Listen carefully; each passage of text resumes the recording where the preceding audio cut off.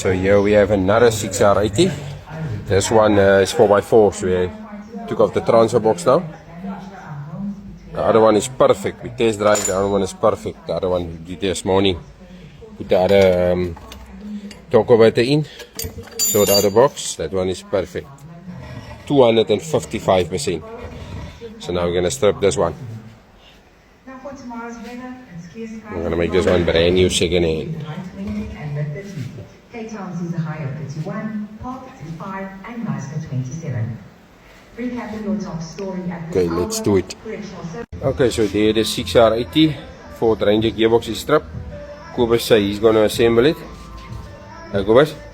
So there's the valve body. Some of the bolts. There's a Planety set gear. Clutches. The drums. There's the oil pump. Truss roller bearings. So ja, al die terms is uitgehaal. As is die box. So Winston gaan die keise geskoon was môre vir my. Ja. Maar die terms is nou uit. Die terms het nou verdwyn.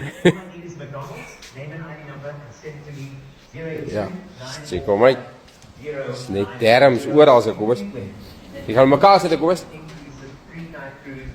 Kobus sê dis niks vir hom, dis chips. So ja. Brand new second hand. Yep. Brand new second hand. So dis hoe die 6R80 box op binne terms lyk.